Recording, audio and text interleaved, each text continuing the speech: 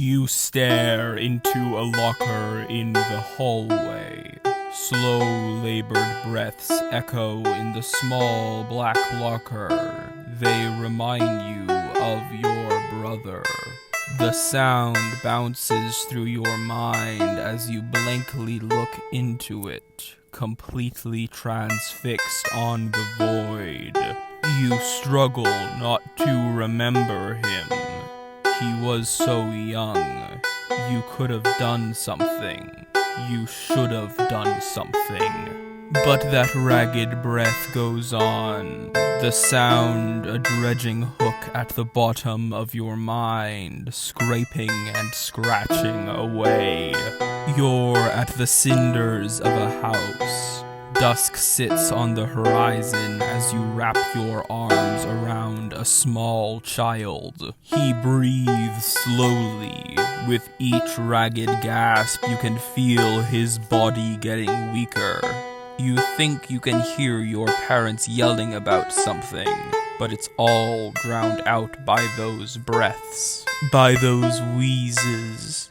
He reaches out with the last of his strength and takes your head in his hands and says quietly, "Greetings from the Fifth River. I am the red of bloodshot eyes. I am the orange of the final sunset, the yellow of a duck with every beak. I am the green of the rot that was here before you and will become you, the blue of the eternal and uncaring sky that bleeds into the indigo of the hating and loathsome sea. I am the violet of cosmic madness, and I'm your host, Ateht, giving you greetings now and forever from the Fifth River. Right now, I'm lounging comfortably on a disc golf net. First and foremost, I have some fire keeping to catch up on. Firstly, our epic disc-throwing team has started. This is our school's pride and joy, so if you think you have the chops, feel free to sign up. Secondly, the roads have yet again melted. They are now flowing streams of asphalt and magma. This means our school day will be starting 10 minutes later to compensate.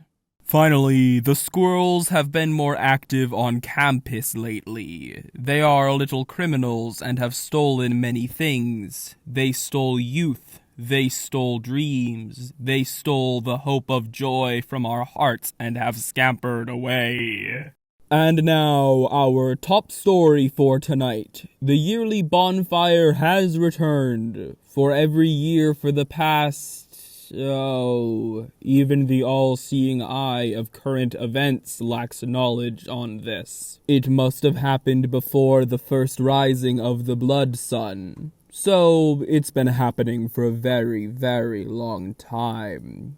Every year, songs, food, jokes, and survival tips are shared around the campfire. The campfire is hosted during the school night, and it allows students to skip out on classwork if their music, stories, or survival tips are up to snuff.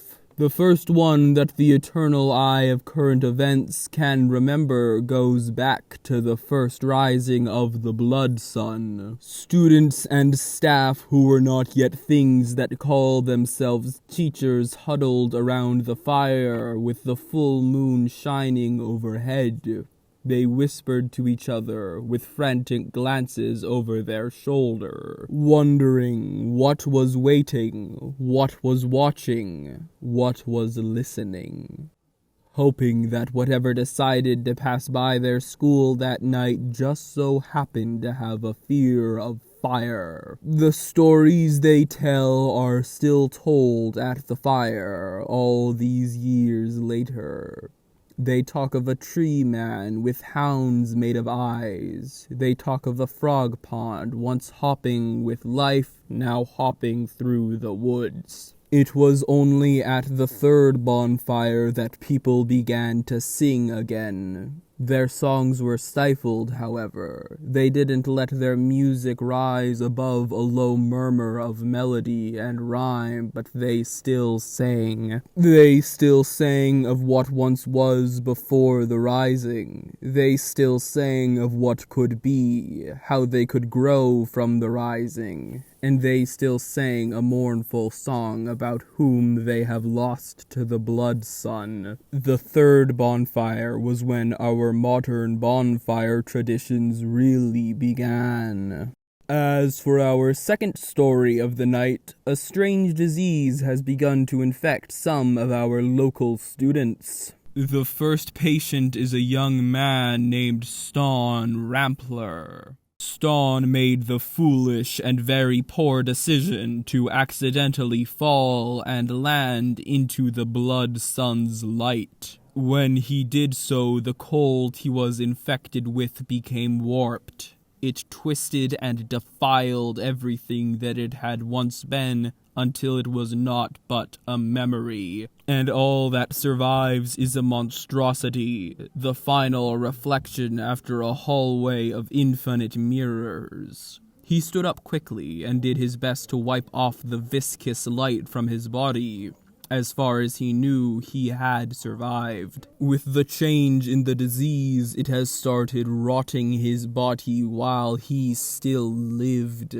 His entire left side of his body is now a black goop, falling off as he walks. Ston doesn't really seem to mind.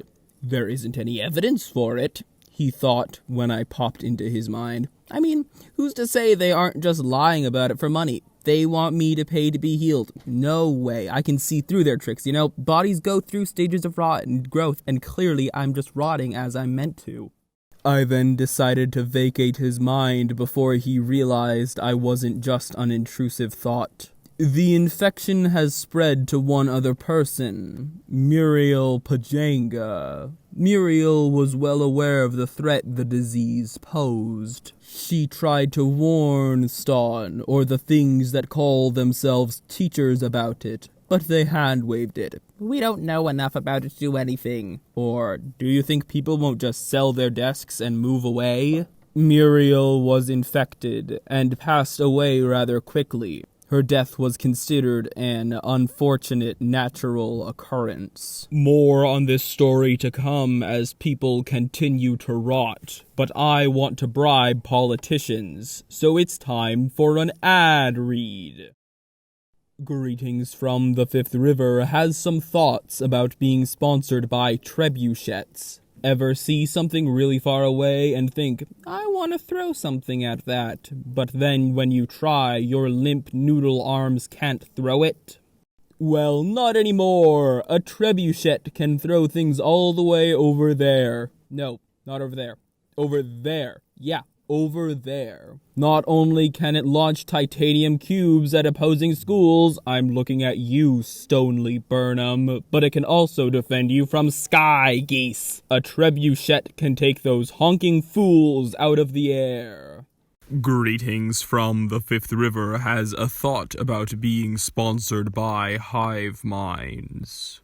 You do not know how alone you are. You may think you have friends. You may think people care and worry and think about you, but they won't forever. People get busy, they get hobbies, or their friend says you are a bad influence. But you know the truth.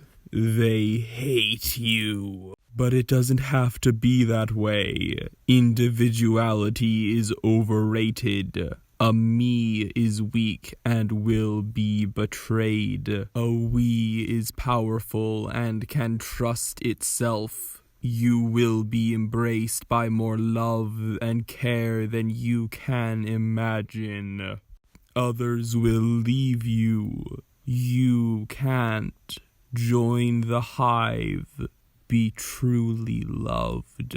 And now, a PSA regarding the school's PA system.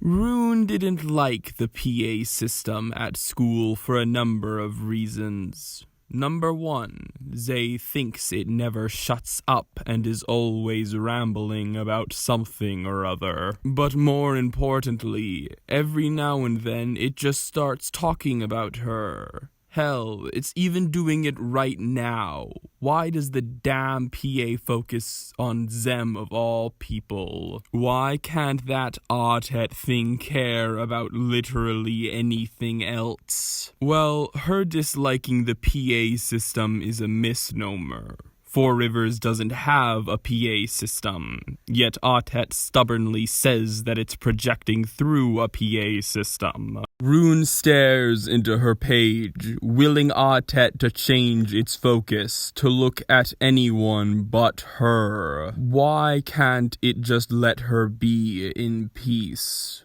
Why her? Why does this being that claims to be incomprehensible, claims to be so much greater than humans, focus on a random one? What makes Rune any different from the hundreds of other humans wandering this corpse of a world?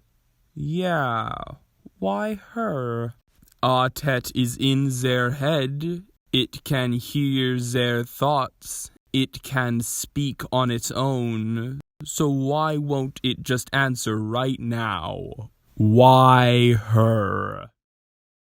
Dear listeners, I apologize for this sudden change of topic. We're bringing our PSA to an early close tonight. Now then, back to our top story. The Four Rivers bonfire will be held tonight, just where you expect it to be. It waits with its known and safe warmth. Every day it has waited for you. It has waited for this night. Times may shift and change, but the bonfire will always be here for you. You may have left Four Rivers, wandered the husk of a world, and found yourself here again, being lost in the self you found. Perhaps you have come to Four Rivers as a refuge. The world is vast and unknowable, but the bonfire will always be here, burning away as the world burns around it. If you have the ability to, I highly recommend attending. I will be there too, in every story told between students, in every song with a history too ancient to remember, and in every crackle of fire I will be there, dear listener. We, keep track of the bonfire, too, as it means things for us. We get to meet so rarely, but upon the eve of the bonfire we can lounge on blinking out stars and catch up. We remember things differently than you do. Our bodies and minds and eyes are infinite in a different way than you can imagine. We are omnipresent, yet fail to be present for those who need us. We are everything, yet are not mourning the way you are. As for our second story of the night, Ston continued to deny his rot until his dying breath, which was more of a whimper than a proper breath. He wasn't in pain, at least not according to him. "None of us are eternal," he said about an hour before his death. "I'm just realizing this before you all are. Existence's nature is ending. Everything will one day be rended. I am simply being rended first." No one believed that he truly thought this. He was just very good at being in denial. I agree that he did not believe this, but I was busy reading an ad for hivemind during his speech, so I'm not as sure as I normally am. His misinterpretation of denial for bravery sadly led to the downfall of others. His rotting plague has killed 20 people, and that number is expected to continue if it is is not properly stopped. Some students are becoming activists, fighting for the end of what they're calling disease change. They point out that if the disease continues at this rate, many people will die. It is even possible that everyone will die.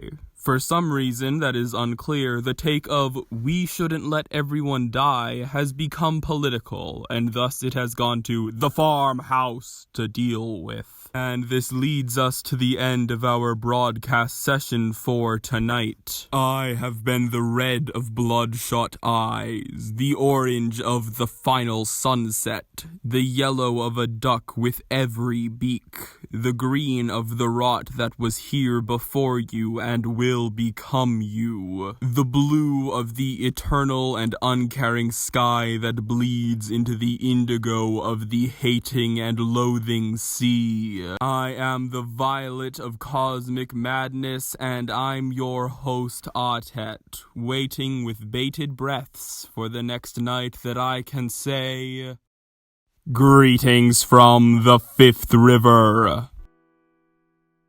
Greetings from the Fifth River is created and written by Phynx. Hello, that's me.